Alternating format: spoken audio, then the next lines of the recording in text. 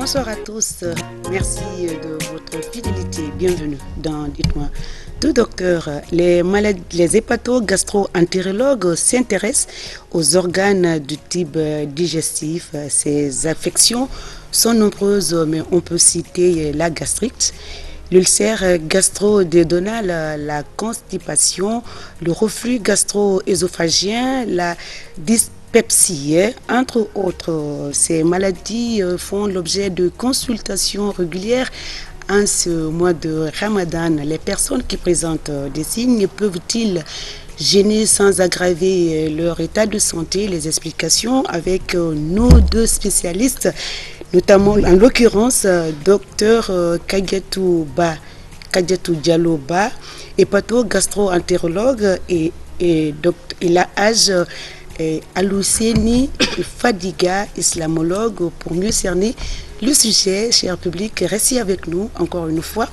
Dans un court instant, votre animatrice Marie-Sylvie Sissoko pour vous servir.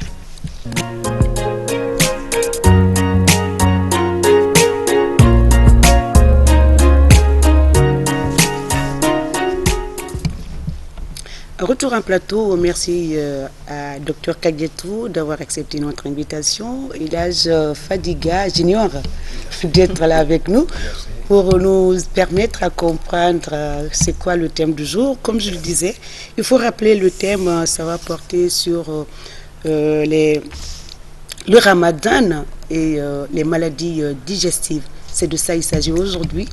Et docteur Kadiatou est mieux placé pour nous dire, j'ai cité quelques maladies, est-ce que c'est tous les maladies gastro-hépato ou les maladies digestives? Tout ce que j'ai cité là, ça se limite là où il y a d'autres, docteur Kadiatou? Il y en a plusieurs, hein? Merci, madame. Mais j'ai cité l'essentiel. Il y en a d'autres, mais les principales affections digestives. Surtout le flux, le flux que j'ai cité, la gastro-œsophagien. Donc le ramadan a un impact, ce sont les principales là. Sinon, nous sommes des hépatogastro-entérologues, on ne s'intéresse pas que tube digestif, on s'intéresse aussi au foie. Okay. Et aussi le pancréas, entre autres. Et puis sur le tube toujours encore, il y a le côlon, en l'occurrence les hémorroïdes. Donc c'est aussi notre domaine d'action. Mais alors, madame, c'est ces maladies qui nous amènent souvent à l'hôpital. Docteur, ma première question, ça va apporter sur le bienfait du ramadan. Mais est-ce qu'avant le ramadan, docteur Elhaj Fadiga, on doit faire un pré-examen avant l'arrivée du ramadan? Docteur Kadiatou, est-ce qu'on est censé faire... Bien sûr, puisque cette population est porteuse d'affections chroniques digestives, d'affections chroniques hépatiques, d'affections chroniques métaboliques, en l'occurrence le diabète, entre autres. Donc, idéalement, c'est conseillé de consulter un médecin 2 à 4 semaines avant le début du Ramadan, afin de planifier avec son médecin l'organisation du jeûne. D'accord. Lorsque c'est fait, l'islamologue, vous nous laissez faire le jeûne, hein? N'est-ce pas, Elhaj? Merci, madame. Et merci, chers téléspectateurs qui nous regardent. Je disais déjà, le mois de Carême, le mois de Ramadan, c'est un mois de pénitence. C'est un mois qui a beaucoup de valeur et qui a beaucoup de prix. Donc, c'est un travail d'un mois, on n'est pas déplacé à un autre, c'est ce qu'on dit au mois de Ramadan. Pour partir à cela, il est possible, quand quelqu'un a des problèmes, des maladies, de santé, oui. Des problèmes de santé, doit consulter pour se rassurer de sa situation de situation de santé, parce qu'il va affronter quelque chose qui est inhabituel dans l'année. Donc, il est bon de se préparer pour faire cela physiquement, parce que moralement, ou bien par la foi quand même, on se prépare en faisant les jeûnes dans le mois qui suit le Ramadan. On fait beaucoup, peut-être les premiers 10 jours, bien les premiers 20 jours, on fait le jeûne pour se préparer pour affronter le Ramadan. Ça, c'est pas pour tout le monde. Non, c'est ce que je dis.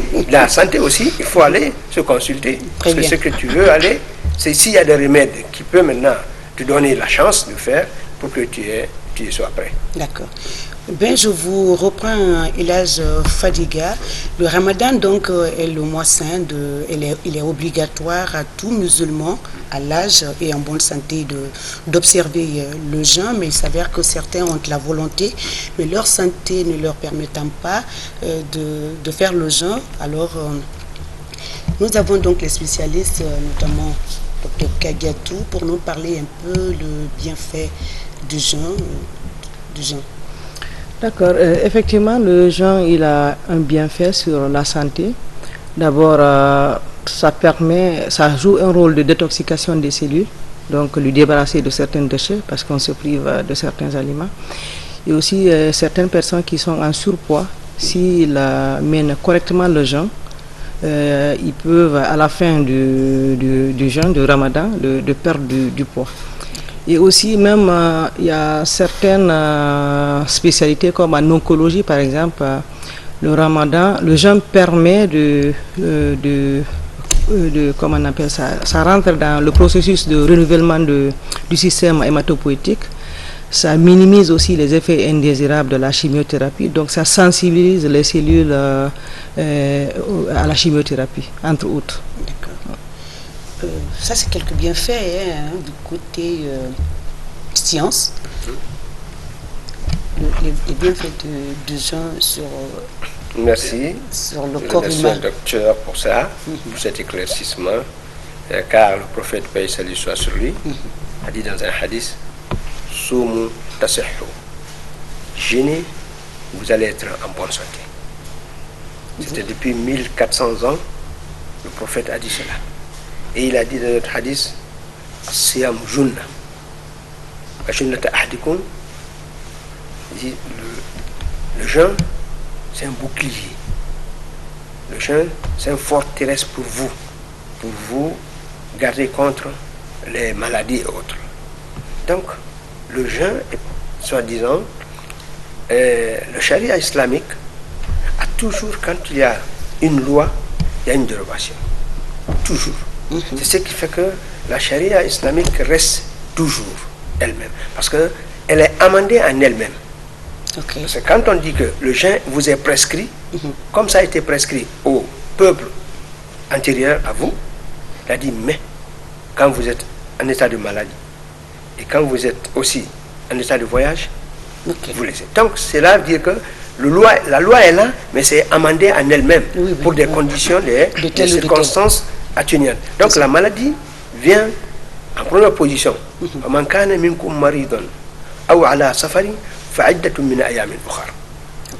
La première évocation des maladies, c'est les maladies qui est curable. Si vous êtes malade, ou vous êtes en voyage, vous pouvez manger, rompre le jeûne et payer après. Mais quand il est venu désinverser, il a dit là-bas, il dit c'est que le jeûne va être très pénible pour eux, ils vont rompre, mais ils vont donner l'aumône.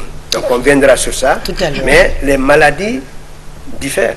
Il y a une maladie comme palu et autres là, ça, si ça vient, si c'est fort, on rompt le jeûne, mais après on va payer.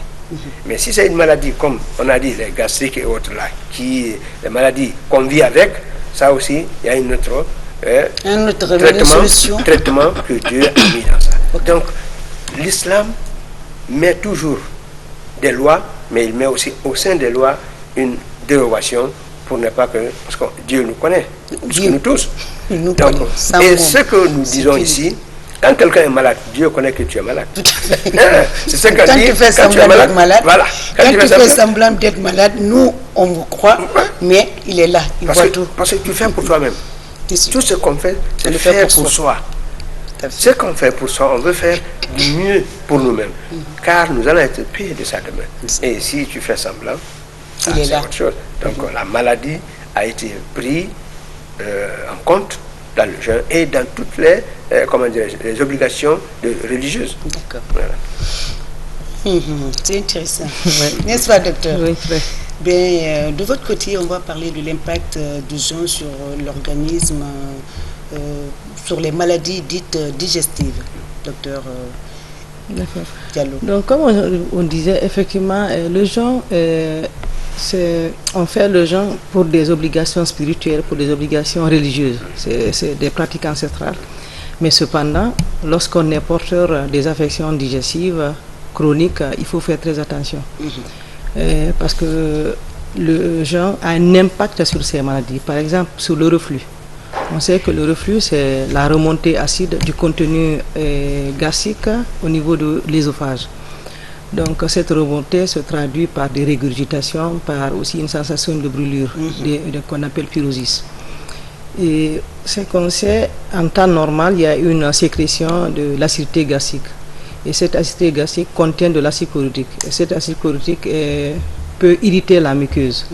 Normalement, si cette acidité est produite, c'est pour tamponner le milieu gastrique. Donc, sur les aliments. Lorsqu'on mange, c'est ce qui nous aide à faciliter un peu la digestion. Donc lorsqu'on jeûne, il y a une hypersécrétion de cette acidité. Et si c'est sur une muqueuse fragile, il peut y avoir un impact, donc une petite inflammation de l'estomac qui peut aller jusqu'à l'ulcère. Et aussi si on est porteur d'un ulcère préexistant avant le jeûne, et qu'on jeûne, donc il y a une hyperproduction d'acidité et on peut aggraver aussi l'ulcère qui existait déjà. Ça c'est un aspect. Il y a l'autre aspect aussi, on assiste pendant le jeûne à une modification en qualité et en quantité de l'alimentation. Donc oui, alimentation, modification en qualité et en quantité. Et aussi il y a un manque de sommeil. On se réveille à 4 heures pour prendre le petit déjeuner. Donc du coup permanemment on est stressé. Et lorsqu'on est permanemment stressé, il y a des maladies digestives telles que la dyspepsie, telles que même la constipation, où le stress joue un rôle sur ces affections, sur la survenue de ces affections. Donc c'est pour dire qu'effectivement le jeûne peut avoir un impact sur ces affections.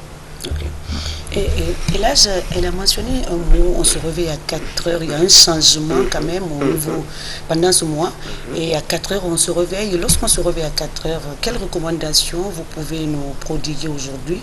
Et qu'est-ce qu'on doit manger à cette heure de la matinée, ou en tout cas très tôt le matin? Qu'est-ce que la religion, l'islam recommande à cette heure pour commencer ou pour prendre un petit déjeuner et être en forme toute la journée? Merci. On dit toujours, le prophète, paix salut soit sur lui, a dit tasahharu, prenez un aliment le matin. C'est que vers 4 heures du matin. Il dit inna as-suhura fihi baraka, car ça vous donne la baraka. Vous savez, Dieu n'a pas fait ses obligations pour nous faire du mal. Il l'a fait juste pour nous essayer, pour nous éprouver. Il nous a fait créer pour nous éprouver seulement. Ce n'est pas pour nous faire du mal. Raison pour laquelle, quand la vie est en danger, la religion tombe. Bien sûr. Parce qu'il y a 5 objectif de tous les sérias islamiques. C'est venu pour sauver l'âme d'abord, sauver l'esprit, et sauver la religion, et sauver les biens, et sauver l'honneur. Donc la première des choses, c'est l'âme de la personne. Que ça soit sauver l'âme de la mort, ou bien sauver l'âme de la souffrance. La maladie fait partie de la souffrance. Quand vous êtes empêché par la maladie, la religion dit stop, occupe-toi d'abord, parce qu'on veut que vous vivez longtemps, vous faites ça longtemps. Donc ce qu'on a vu tout de suite là, il y a des maladies qu'on peut soigner. Ces maladies aussi, on doit rompre le jeûne, comme ce que madame vient de dire, les maladies gastro, il y a des maladies de ça qui peuvent être soignées. Là vous allez arrêter. Mais après, quand vous êtes en bonne santé, vous allez payer cela dans d'autres jours. Il dit, donc ce sont ces maladies qui n'est pas les maladies qu'on vit avec, comme le diabète, ça on sait que ça c'est fini, et comme la tension artérielle, tout ça là, c'est des maladies. Et comme aussi l'ulcère avancé, ça aussi, on sait que ça reste avec. Donc ces maladies-là, ça, la personne va compenser ça par la nourriture. Mais il doit aujourd'hui, je dis à tout le monde, la personne doit aller faire la prière, les tarawih, les nafila. Le nafila, oui. Il doit aller faire. Hein? Si même lorsqu'on ne gêne pas. Lorsqu'on ne gêne pas pour la maladie. Pas pour d'autres. Oui. Voilà, pour la maladie, même si on ne gêne pas. Mais parce que quand toi tu donnes à manger aux autres, c'est comme si tu as gêné. Okay. Mais il faut donner. Parce que quand tu pries, ça aussi, la prière là a un autre prix. Quand tu fais du bien, même les derniers 10 jours. Alors, et là, je ne veux pas pour vous couper, oui, vous avez dit tout à l'heure, quand on ne gêne pas, on est dispensé, c'est-à-dire on est malade, comme le docteur l'a dit, on souffre d'une maladie, soit la gastrite, l'ulcère et tout, on doit faire une compensation en aumône. C'est comment? On doit faire une compensation, je viendrai là, mais je dis d'abord, parce que certains disent, moi je ne gêne pas, je ne veux pas la prière. La prière a un autre prix. Surtout dans le mois de Ramadan. Les nafila qu'on fait au mois de Ramadan, c'est plus récompensé que les faridas et les autres mois. Bien sûr, quand on est en jeûne, on est à un état que Dieu est content de nous. Donc, en ce moment, il faut aller faire les prières. Il faut donner les aumônes. Même les 10 derniers jours, ce que les gens vont aller faire les prières nocturnes, il faut aller. Car on ne sait pas, est-ce que l'année prochaine on serait là. Donc c'est pourquoi on dit, il ne faut pas laisser ça passer. Toi tu ne gênes pas, oui, le jeûne est là. Mais les autres là, dans le mois de Ramadan, il faut le faire. Le mois de Ramadan, le prix du mois de Ramadan, Dieu a caché cela à nous. Il dit, tout ce que tu fais est récompensé pendant. Tous les actes de l'homme d'adoration, vous connaissez déjà les prix. C'est 10 fois jusqu'à 700 fois. Il dit, mais sauf le Ramadan, le carême. Ça, je garde ça à ma discrétion. Je vais payer ça à ma discrétion. Car l'au-delà, dans le paradis, il y a une porte. La porte qui s'appelle Rayyan. Personne ne rentre que les jeûneurs. Et ils appellent les jeûneurs, venez rentrer. Après cela, on ferme. Là, il faut profiter pour inviter beaucoup de gens à jeûner. C'est ça. Docteur, n'est-ce pas? S'il y a une porte pour ça, il faut jeûner. Si quelqu'un est malade, une maladie incurable, ou bien par la vieillesse, on a dit aussi la vieillesse qui peut gêner, mais vers le soir, ça trouvera que ça ne va plus. On a dit, il peut compenser cela par aumône. Aumône, c'est faire manger un pauvre. Aujourd'hui, chez nous, ici, les gens nous demandent cela. On peut dire, c'est quelque chose de 2,5 kg. Non. Mais on peut dire aussi, c'est 1 kg et puis 10 000 francs là-dessus. Tu peux donner le riz à quelqu'un sans donner quelque chose. Alors, on ne peut pas aussi, on peut donner aussi, on peut rassembler, on donne. Tu peux donner chaque jour. C'est ce qu'il a dit. Il dit, chaque jour, tu donnes. Mais, ce qui est, avec la dignité, tu rassembles tout, tu donnes à 2, 3 personnes, que ce soit vraiment quelque chose qui peut consistant. Donc, c'est 1 kg ou bien 2 kg par jour, tu donnes cela. Et tu peux calculer, dans le mois, ça vaut combien, et tu donnes ça aux pauvres. Pas, tu donnes ça à ton oncle ou à ton voisin. Non. S'il est pauvre, ok. S'il est pauvre, mais on donne ça aux pauvres pour qu'eux aussi profitent du mois de Ramadan, les bienfaits du mois de Ramadan. Donc, les maladies comme ça, ou bien la vieillesse, nos parents qui sont 80 ans, ils ne doivent pas gêner. Quand quelqu'un a une maladie, et tu dis non, moi je peux gêner, si tu gênes, si quelque chose t'arrive, c'est toi-même qui te fait. Parce que Dieu a dit dans le Coran, ce n'est pas le prophète qui a dit cela, c'est Dieu qui a dit, si vous êtes malade, soignez-vous, et si vous êtes malade d'une maladie incurable, laissez et compensez par ça. Donc, toujours, il y a des portes de sortie pour qu'on soit bien. Je voulais revenir à Dr Kadiatou, mais il y a dans votre lecture, il y a quelque chose que je veux comprendre. On peut ne pas gêner parce qu'on est malade et ne pouvoir pas payer son aumône. Comment cela va se passer? On n'a pas les moyens de payer le jeûne. Vous savez, Il y a une règle générale dans l'islam. On dit la yukallifullahu nafsan illa wus'aha. On est tenu de faire que ceci, ce n'est pas de notre possibilité. Si tu es pauvre et tu es malade, tu ne gênes pas et tu ne donnes pas. Tu es pauvre, tu as besoin. Ça, il y a un scène qui s'est passé avec le prophète, paix et soit sur lui. Il y a quelqu'un qui a gâté son jeûne pendant la journée avec sa femme. Il est venu au courant maintenant, il dit, prophète, il dit, moi c'est fini, je suis cuite maintenant. Il dit, pourquoi? Il dit, parce que j'ai gâté mon jeûne avec ma femme la journée. Il dit, si c'est ça, tu dois jeûner, tu dois faire le kafara. Il dit, quoi? Il dit, jeûner 2 mois. Il dit, je n'ai pas pu le mois là. Comment je vais faire 2 mois? Il dit, donc, bon, si ce n'est pas ça, il faut franchir un esclave. Il dit, je n'ai pas de coup, sauf cette coup que j'ai là. Wow. Il dit, il faut faire manger 60 pauvres. Il dit, prophète, il dit, je n'ai pas. Il dit, bon, attends. Le monsieur est là, ils ont envoyé des sadaka. Le prophète ne mange pas de sadaka. Les gens ont envoyé les aumônes, il a donné, il dit, bon, il dit, ouais, le monsieur qui était là, il dit, oui, moi, on l'a donné. Il dit, va donner ça aux pauvres. Il dit, mais prophète, dans tout Médine, il n'y a pas plus pauvre que ma famille. Mais tout lui revient. Le prophète Seigneur arrive, il a dit, va donner ça à ta famille. Voyez-vous, ce n'est pas, on n'est pas tenu. Ce qu'on peut, c'est ce que la religion nous demande. Ce qu'on ne peut pas, il ne demande pas. D'accord. Voilà. Alors, docteur, nous, on va revenir à notre spécialiste, la situation médicale particulière contre-indiquant le jeûne, docteur Dialloba. D'accord. Beaucoup de situations particulières, mais bon, puisque nous sommes hépatogastroentérologues, nous ne parlerons un peu que de notre spécialité.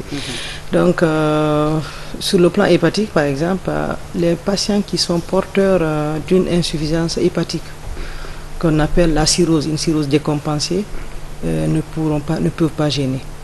Les patients aussi qui ont une maladie hépatique qui s'est compliquée, d'un cancer du foie avancé, ne peuvent pas aussi gêner. Ou un cancer du pancréas ou un cancer de l'estomac avancé ne peuvent pas gêner. Et également aussi, à côté, un ulcère qui est compliqué, un ulcère perforé, un ulcère qui est en train de saigner, le patient il ne peut pas. Ou même un ulcère de découverte récente qui a un traitement difficile, parce que c'est difficile de faire des ajustements du traitement. Un ulcère, c'est une plaie de l'estomac, donc il faut cicatriser cet ulcère. Difficile de cicatriser cet ulcère, par exemple, si on continue à observer le jeûne. Il y a une hypersécrétion de l'acide, il y a une fragilité de l'estomac, donc du coup c'est un cercle vicieux. Donc ceux-là, ils peuvent pas. Et aussi les patients qui sont très altérés, dénutris, déshydratés, ils ne peuvent pas gêner parce qu'ils ne peuvent pas supporter. C'est limite à ça. C'est ça. C'est beaucoup, mais elle a cité quelques maladies. Mais du côté un peu l'islam religieux, on demande aux femmes enceintes de ne pas gêner. Et les femmes qui allaitent également, il y a d'autres personnes qui sont dispensées du jeûne aussi. Merci. On dit ici al-azar al-mubiha il-fitr. On dit les excuses permettant à rompre le jeûne. Il y a trop, il y a la maladie, il y a être en voyage, il y a quand on est vieille personne et la femme enceinte ou allaitante. Tout ceci, c'est des excuses ou bien la femme menstrue, elle aussi, elle rompt le jeûne, ou bien en longine, elle aussi, elle ne gêne pas. Et on est là pour les maladies. Pour les maladies, la femme qui est enceinte, elle ne gêne pas parce que c'est un cas de maladie. Parce qu'elle a peur d'affecter sa vie et d'affecter la vie de son fœtus. Donc, elle, l'islam dit si elle sait qu'elle ne peut pas, parce que ce n'est pas toutes les femmes. Il y a des femmes, elles sont braves. Elles sont braves. C'est leur corps qui leur donne cette qualité. Elles peuvent gêner, elles n'ont qu'à gêner. Et il y a certains, même si elles allaitent, elle sait que ça va, le sein est là, parce que si on dit ça, c'est les femmes qui allaitent. Si elle est allaitante, elle donne les biberons. Donc, il y en a même qui voyagent jeunes aussi. Voilà. Donc, si, même les voyages, si tu sais que tu peux gêner, ce n'est pas dit. Mais le voyage, le trajet qui donne, qui est plus que 45, 48 miles, qui est 80, plus que 80 km, tu as la chance de le laisser. Mais tu peux aussi gêner, car le prophète, paix et salut soit sur lui, avec ses compagnons, quand il faisait le voyage dans le mois de Ramadan, certains étaient en jeûne, certains n'étaient pas. Il n'a ni défendu cela, il n'a ni autorisé à ça, il a dit tout le monde est libre. Mais ceux qui rompent le jeûne, tu sais que tu dois compenser. C'est pourquoi certains ils disent quand on frappe tout le monde, moi aussi je dois être frappé. Il ne faut pas que je sois frappé après que les gens se taisent. Donc c'est pourquoi certains s'efforcent, même en cas de voyage, pour gêner, pour ne pas être tombé dans le remboursement. Car parfois c'est douloureux. Je suis seul, je suis en train de gêner. Donc c'est ce que là, pour les femmes qui sont allaitantes, ou bien les femmes qui sont enceintes, qui savent qu'elles ont peur sur leur vie, la vie de leur fœtus. Voilà. Docteur, ça va être l'avant-dernière ou la dernière question. Conseil pour mieux rompre son jeûne. C'est valable pour cette question, est valable pour vous ainsi que pour Elhadj Fadiga. Puisqu'on dit pendant le Ramadan, beaucoup d'inconfort abdominal, ballonnement, constipation, dyspepsie, de régurgitation. Donc du coup, il est conseillé de rompre avec des aliments naturellement sucrés, comme les dattes, comme des salades de fruits. Et aussi une boisson plus ou moins chaude pour réveiller un peu l'estomac. Et aussi de manger très lentement et de s'hydrater lentement. Et aussi vers le dîner, ce qui est conseillé, c'est de prendre un bouillon vraiment léger qui contient beaucoup de légumes, un peu de protéines, genre de la viande blanche, genre de volaille, pour un peu alléger. Et le repas de 4 heures, il est conseillé de prendre aussi des céréales, vraiment une alimentation riche et variée, pour limiter tant qu'on peut les inconforts. Les inconforts. Alors, avant le plateau, et là j'étais là, il s'est moqué de certaines personnes. Et là, Mansour Fadiga s'est moqué de certaines personnes. Voilà. Est-ce que Elhadj Fadiga, vous allez faire pareil, qui passent tout leur temps dès qu'on demande l'heure de la rupture? Le docteur a parlé de façon très modérée de ce qu'on doit manger et de ne pas exagérer et de prendre les aliments pas trop, les aliments lourds, légers, du thé chaud ou en tout cas des boissons tièdes, mais pas trop fraîches. Et par contre, d'autres coupent le jeûne avec des boissons fraîches ou de l'eau trop glacée. Merci. Nous parlons du jeûne, nous parlons de manger. Manger, c'est ce que nous tient dans la vie. Mais il faut que ça soit de qualité. Manger de qualité, ce n'est pas manger trop, mais manger ce qui peut quand même tenir votre vie et qui peut garantir votre santé aussi. Car la religion, le prophète paix et salut soit sur lui a dit Ma mala ibn Adam wi'a'an sharra min batni. L'être humain n'a rempli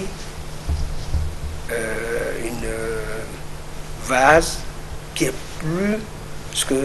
mauvais plus que son ventre. On ne remplit pas le ventre. Il dit qu'on doit faire en 3 parties le ventre. Repartir le ventre en 3 parties. Une partie pour l'aliment, une partie pour l'eau et une partie vide. Pour que ce qui est dans le ventre puisse se mouvoir. Parce que là-bas, il y a le mouvement. Tout à fait. Mais si on remplit tout, on se crée des problèmes. C'est pourquoi je dis, l'appareil même va être dire à ces Sanako. C'est qui les Sanako? Non, les Sanako. C'est tout le monde connaît. Docteur Ba, de modérer. Aussi, de modérer, dire à mes Sanako de manger lentement, comme c'est que Adia vient de dire, de manger lentement. Le docteur Dialloba. Docteur Dialloba vient de dire, de manger lentement. Mais je le dis de dire ça à la maison, bien lentement. Lentement. Et ça aussi des aliments qui sont vraiment... Boire des choses fraîches et glacées, ça complique la vie. Mais les ça gens complique la santé, c'est vrai. Moi, dans ma jeunesse, j'ai été au Japon. Là-bas, sur le plat, quand on met l'aliment, il y a le thé, on dit ocha, thé vert. On ne boit pas de l'eau fraîche là-bas. Mais ils sont toujours en bonne santé. En bonne santé, oui. Parce que ce que vous mangez, c'est de l'huile. Mais si vous mettez aussi l'aliment frais, voilà. Mais si c'est chaud, ça va aider la digestion. La digestion, oui. Donc c'est pourquoi on dit aux gens, quand on dit de boire l'eau, bien le kankeliba, un peu de ça, qui est un peu chaud, c'est mieux, c'est pour leur santé.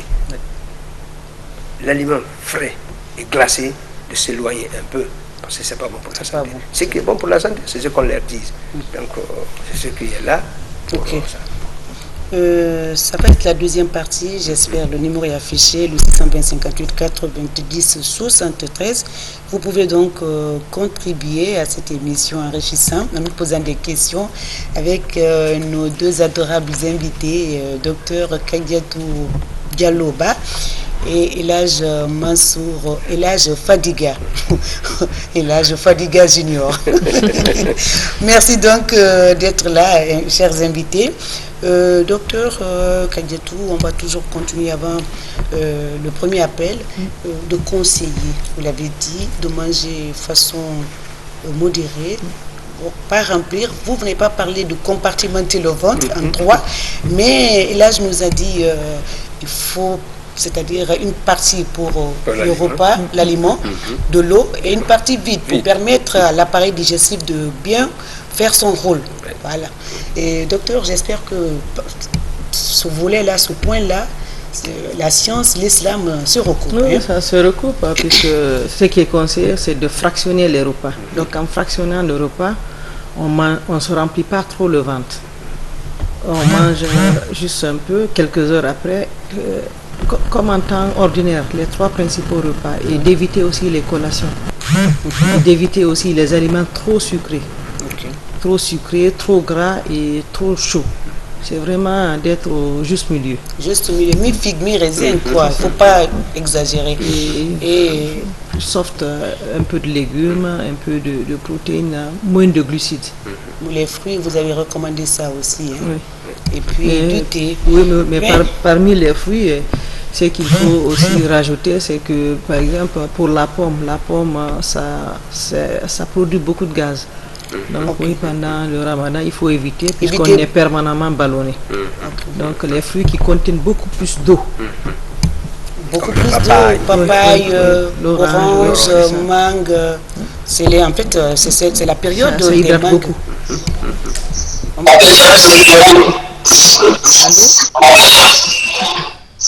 Allô?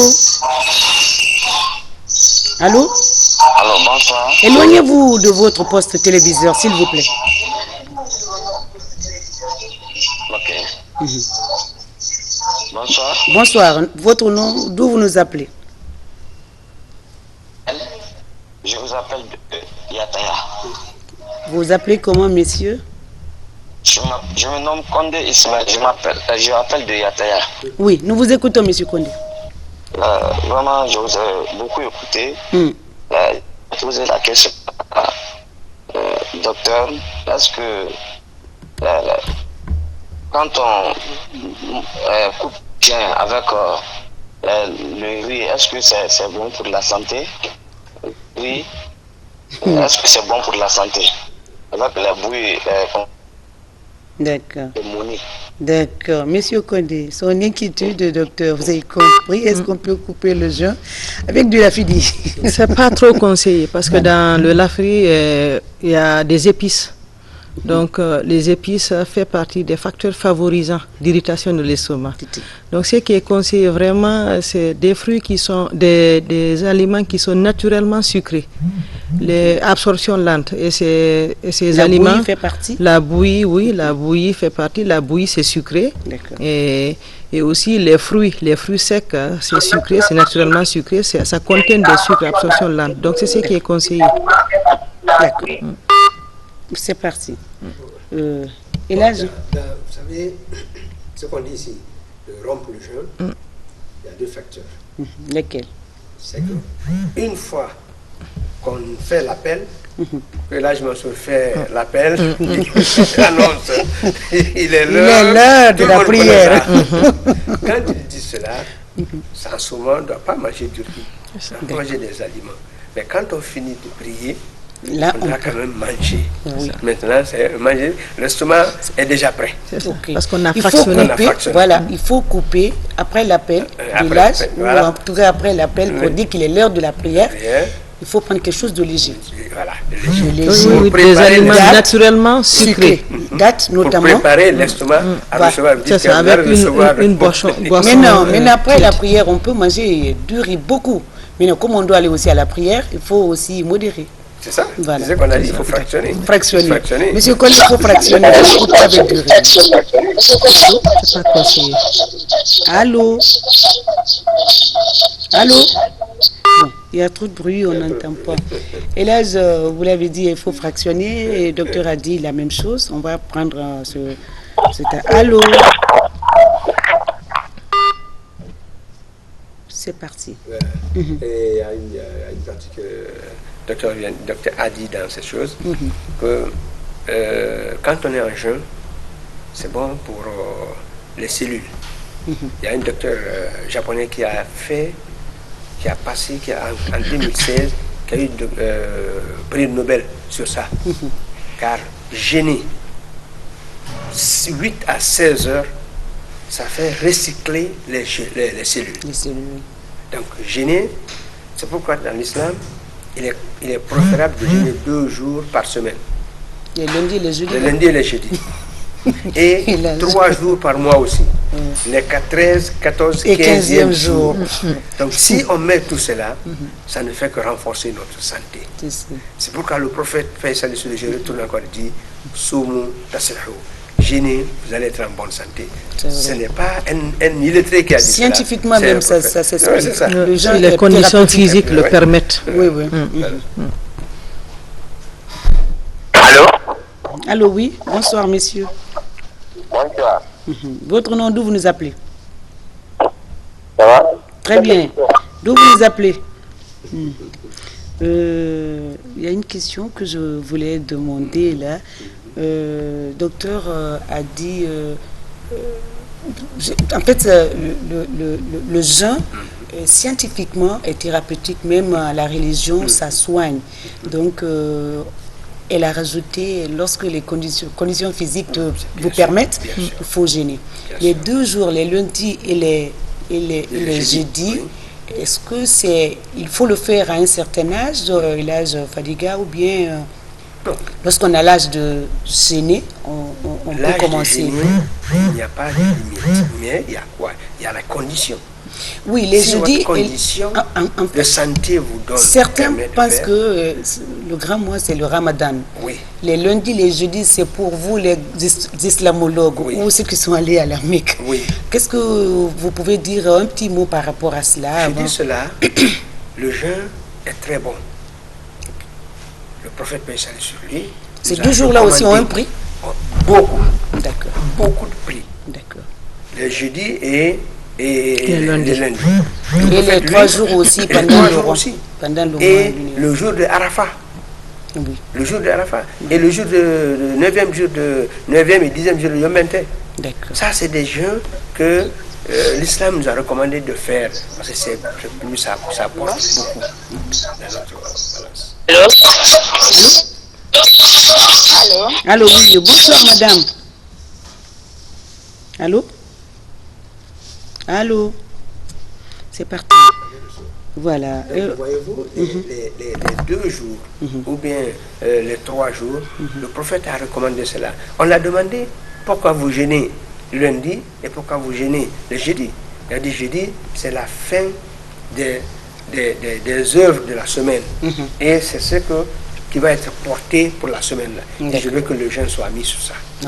Et dit lundi, pourquoi? Il dit pour remercier Dieu, pour louer Allah. Parce que c'est le jour là que je suis venu sur le monde. Ok, il est né un jeudi. Il est né un lundi. Ah, il est né un lundi. Et c'est pour remercier Dieu. C'est pourquoi on dit, lui, il a fêté son il anniversaire. a remercié, il a fêté son anniversaire. Fêter son anniversaire, c'est être content de quelque chose et vous fêtez ça. Très bien. On va prendre cet appel et on va lire quelques messages aussi. Allô? Allô? Oui, bonsoir monsieur. Bonsoir, vous allez bien? Éloignez-vous de votre poste téléviseur, s'il vous plaît. Bien, c'est parti. En posant des questions, éloignez-vous de votre poste téléviseur. On va lire ce message. C'est pour vous, hein, docteur et l'âge. Bonsoir. Pourquoi pendant la fin du mois de Ramadan, beaucoup de personnes souffrent de maux de ventre? Ben, est-ce que cela se justifie? Peut-être que lui, oui, hein. Oui. Il dit salam alaikum. Est-ce que quand l'imam finit de lire la nafila, est-ce que... Voilà. Vous savez, quand c'est mal écrit, je ne peux pas me permettre de lire ça ici à l'antenne. C'est pas bien écrit. Donc, j'ai vraiment aimé l'avant-dernière question répondue par Hadja, par Ilaj Fadiga, car il dit ses inquiétudes dans cette... Ça aussi, c'est mal écrit. Désolé, quand c'est mal écrit, prenez le temps de bien écrire. Sinon, on ne saura pas décrypter ici et les invités ne sauront vous répondre. On va continuer donc avec les appels. Sinon, il y a beaucoup de messages, mais bon. Allô? Allô? Oui, allô? Oui, bonsoir monsieur. Bonsoir, vous allez bien? Très bien. Votre nom, d'où vous nous appelez? Okay, je m'appelle Lai Sako, je suis de Yimbaya. Monsieur Sako, nous vous écoutons.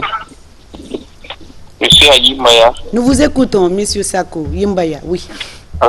Ok. Est-ce que c'est bon de faire la rupture avec l'eau chaude? Ça, c'est bon aussi, c'est bon pour la santé, quoi. D'accord. C'est déjà répondu, mais on reprend toujours. Hein. Est-ce que c'est bon de couper avec de l'eau chaude? Pas trop chaude, hein. C'est ça. De l'eau tiède. Hein. De l'eau tiède, oui. De l'eau tiède, mais accompagné toujours d'un aliment sucré. Comme le thé. Ouais. S'il y a le thé, ça c'est un peu sucré. Voilà. Et là, je demande à partir de quel âge pouvons-nous jeûner? À partir de quel âge? De quel âge? Oui. Ça, on dit toujours, si on n'est plus, si on atteint peut-être les femmes, commencent à avoir les règles, et l'homme aussi commence à sentir, et il sentit quelque chose de l'eau qui sort sur lui, ça c'est les signes, ce n'est pas l'âge. Ok, l'âge de la puberté. La puberté. Voilà. Ça varie, certains 13 ans, certains 14 ans, certains 15 ans. Et c'est ce qui est mis pour être balaire. Quelqu'un qui est déjà mature. Mature, ok. Mature, chez la femme, c'est les règles. Chez l'homme, lorsqu'il commence à avoir l'érection, hein, c'est ça. Très bien. Donc ça, c'est le signe qui fait que maintenant la personne, on commence à écrire. C'est en ce moment que les gens commencent à écrire toutes les prières qu'ils loupent, on écrit. D'accord. Et là, je celui la demande entre le dîner et le déjeuner de 4 heures. À quel moment il faut beaucoup manger? Lui, vous savez, c'est vos parents. Okay. C'est à 4 heures. À 4 heures, on mange, mais on mange quelque chose, on ne remplit pas le ventre aussi, on n'a pas avoir les ballonnements, mais on fait quand même pour que ce qui peut rester dans notre corps jusqu'à midi et quelques. C'est ça. C'est ça. Il y a d'autres messages, mais est-ce que l'on ne va pas prendre les appels? C'est le repas le plus important pendant le jeûne, c'est le repas de 4 heures. C'est celui-là qui nous aide à tenir toute la journée. Donc on peut manger pas beaucoup, mais aussi, comme vous l'avez dit, de façon modérée. C'est ça, c'est ça. C'est pourquoi le prophète a dit à ce baraka. Oui, alors bonsoir madame. Oui, bonsoir monsieur. Oui. Votre nom, vous nous appelez?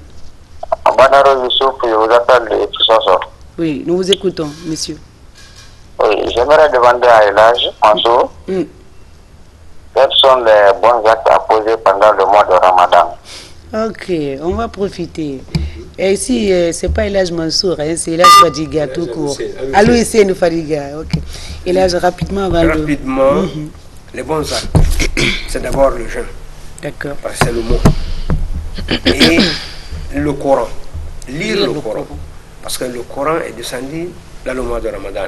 Et le prophète, paix et salut soit sur lui, chaque Ramadan, Jibril venait pour faire la révision de ce qui est descendu, du Coran.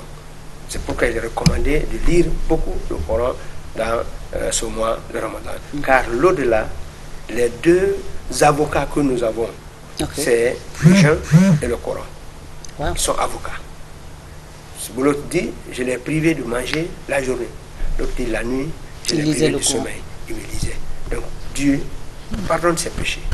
Et nous tous, nous voulons avoir ces avocats. Parce que le jour-là, il n'y a pas d'autres avocats. Il n'y a pas d'autres avocats. Et c'est nous qui allons en créer cela.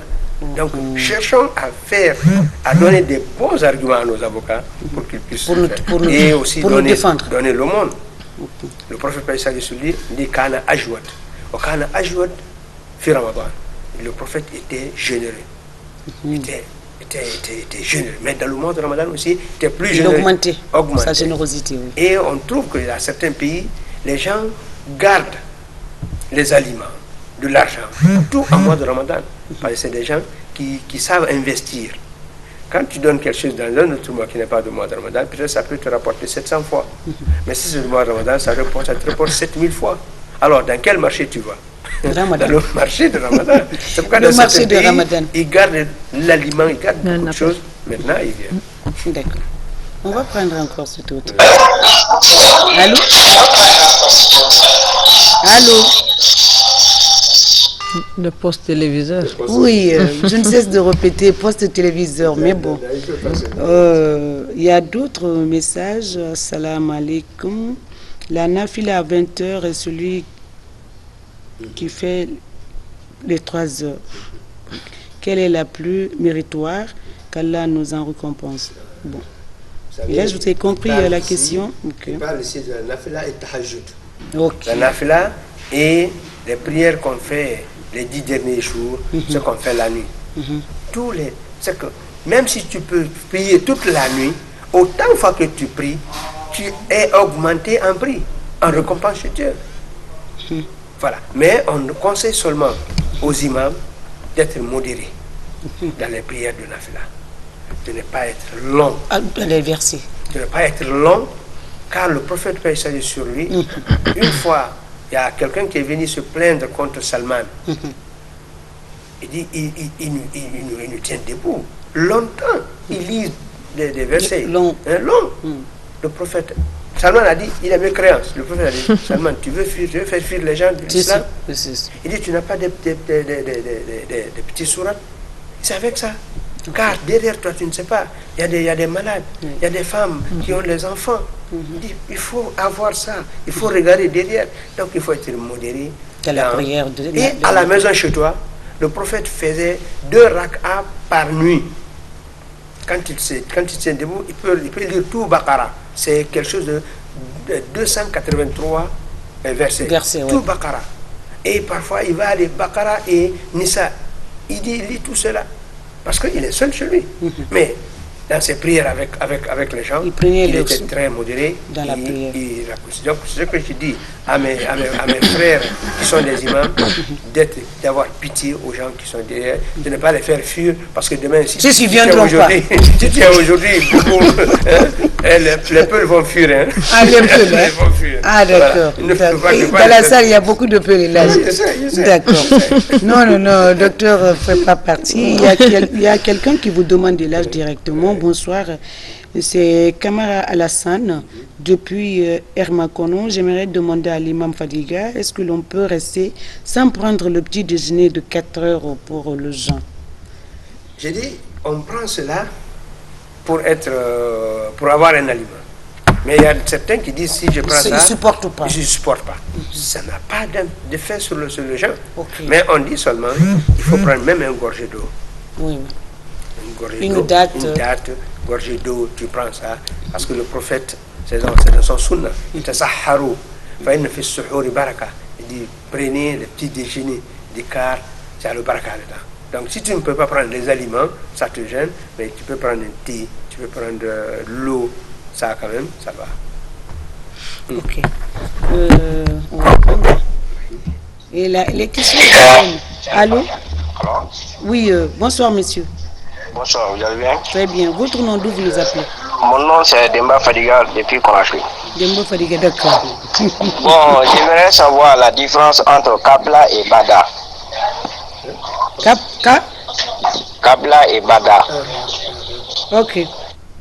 Ça, c'est de la prière. Ok. Kabla et Bada, c'est quand on veut réparer des erreurs dans La prière. dans la prière. D'accord. Les erreurs, c'est à deux. Il y a des erreurs de diminution, il y a des erreurs d'augmentation. Ok. Si c'est des erreurs de diminution, des nafla, des sunna, pas des farla, ça, si c'est des diminutions, on compense ça par kabla. Avant, quand tu viens faire tahiyya de dernier, tu ne fais pas salam alaikum, tu fais deux sujoud et tu te réveilles maintenant, tu fais ceci, on dit kabla, c'est kabla salam, avant et après, avant le salam alaikum. Mais si tu as fait une augmentation, tu vas finir ta tahiyya et tu dis assalamu alaikum, maintenant tu fais deux sujoud, ça c'est ba'da salam. D'accord. Ce que je dis, seulement c'est l'augmentation et la diminution. Quand tu fais la diminution, c'est Kabla. Quand tu fais l'augmentation, c'est Ba'da. Très bien. Alors, Elège, moi, une question. Est-ce que l'on peut lire le Coran en français pendant ce ramadan? Est-ce que l'équivalence en arabe ou c'est pareil? Et on doit lire en arabe. Très bien. Mais, devant l'impossible, nul n'est tenu. Car si tu ne connais pas, tu peux lire en français. Ça, c'est l'essence que tu es en train de lire. Okay. Ça aussi, ça a un grand... comment dirais-je, est-ce que ça peut défendre demain? Ça peut être notre avocat aussi? Ça peut défendre, mais il faut apprendre. D'accord. Vous savez c'est quoi? Vous savez c'est quoi? Le prophète Paix Salut soit dit, il dit tous les lettres du Coran est compensé à 10 fois. Les lettres. Mais si c'est dans le Coran, si c'est en arabe. Donc, tu vas avoir 10 fois, quand tu dis Bismillahirrahmanirrahim, Bismillahirrahmanirrahim, là, il y a quelque chose de 19 lettres. C'est 19 lettres fois 10. C'est 190 barrages que j'ai. Donc, il ne faut pas faire passer ça. Même si c'est le Fatiha que tu connais, tu peux lire autant de fois. Les prières, les sourates de prière, comme on dit chez nous, on dit Salsora, les prières, les sourates de prière, de Nasi, Falaghi. Tu lis cela. Tout ça. Parce que le prophète a dit, celui qui lit Ikhlas 3 fois, il a une récompense comme celui qui a lu le Coran entier. C'est pour nous faire voir qu'il faut lire. Et le peu que nous connaissons, nous devons lire cela. Et en lisant le Coran, il est dit, celui qui lit difficilement le Coran, il a 2 récompenses. Celui qui lit fluidement le Coran, comme nous autres, on a une seule. Wow. Donc il faut s'appliquer. Il faut s'appliquer. Ouais. Allô? Allô? Oui, bonsoir. Oui, bonsoir, monsieur. Votre nom, d'où vous nous appelez? Moi, c'est Mouktar Diallo depuis Gomboya. Nous vous écoutons, monsieur Diallo. Moi, ma question est que quand tu es en jeûne et puis tu dors pendant la journée, et tu réveilles voir le sperme est sorti, tu peux continuer le jeûne ou pas? D'accord. Bien, apparemment, ça doit être une belle question. Là. Oui, c'est une belle question. On ne doit pas faire ça volontairement. Mais quand on est en sommeil, ça, on n'est pas tenu. Ça ne gâte rien du jeûne. Parce que ce n'est pas la personne qui a... Mais on peut faire la grande toilette. Hein? Enfin, on doit faire la grande toilette, mais on va aller prier. Rien ne va. Notre jeûne est sain et sauf. Alors c'est pourquoi on recommande de ne pas trop dormir pendant le mois de Ramadan, ou bien c'est pas lié à cela? Ce n'est pas lié à ça, mais ce qu'on dit de ne pas dormir, trop dormir dans le mois de Ramadan, le Ramadan n'est pas fait pour être paresseux. Le prophète a tenu des guerres dans le mois de Ramadan. Ramadan n'est pas être en vacances ou bien se coucher, car la valeur de ça sur les cellules, c'est de faire ta vie normale. Quand tu fais ta vie normale, les cellules maintenant vont s'autogérer et maintenant faire la curation. Mais si tu dors, c'est comme si quelqu'un qui est inapte.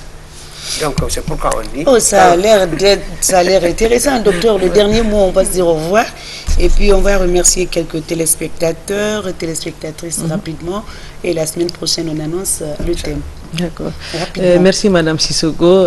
Comme elle a si bien, c'est bien de gêner, mais il faudrait aussi penser à ceux qui ont des situations particulières. Donc, toute personne qui a une affection digestive grave doit faire très attention, consulter avant pour trouver des agissements par rapport au traitement, par rapport à la prise en charge de l'affection sous-jacente. Et où nous vous remercions, nos téléspectateurs et nous leur souhaitons un bon ramadan. Merci à vous. Bon ramadan à vous. Hélas, rapidement. Merci à vous qui nous avez donné cette chance de parler avec une fois encore, parce que vous le faites tous les vendredis. On fait tous les vendredis, mais sur ce thème pareil. Ça, moi, je suis là, j'accueille les gens. On me demande. Donc, je remercie tout le monde.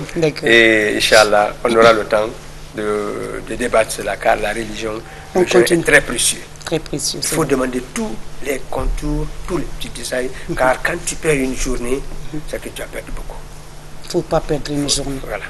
Il ne faut pas perdre une journée pendant ce mois saint de Ramadan, c'est le dernier mot de l'âge.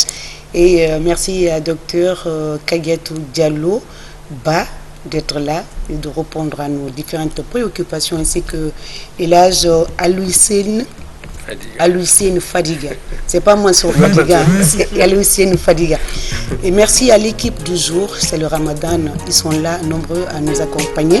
Mais on profite pour remercier certains de nos téléspectateurs, les mini-téléspectatrices aussi qui nous envoient des messages pour nous féliciter. Je peux citer Souba Kamara, dite Mimi, notre fille chérie Ia, on l'appelle également comme ça. Elle fait la 10e année à l'école Sainte-Marie de Dixine. Son frère Mamadi Kamara, élève de la 12e année sciences sociales. Ce sont nos enfants qui nous félicitent, nous envoient des textos pour nous dire Tanti Marie, je t'ai vu à la télé, merci mes chéris. Sans oublier mon petit Alpha depuis Bamako, Alpha Kaba et sa maman Mbalou Sissé, Madame Kaba également, Maria Mundjaï, je n'oublie pas également. Merci à ces personnes qui nous félicitent et qui nous encouragent et tout. Ceux qui n'ont pas encore rejoint, dites-moi tout docteur, c'est le bon moment. Nous nous retrouverons la semaine prochaine pour parler encore d'autres pathologies avec le Ramadan, notamment le diabète. Nous allons voir des spécialistes sur ce plateau et puis des patients certainement. On se retrouve la semaine prochaine. Donc d'ici là, prenez soin de vous et respectez les consignes de Elage et de docteur Kaguetou Diallo Ba. On reste. Merci, là, on a beaucoup appris.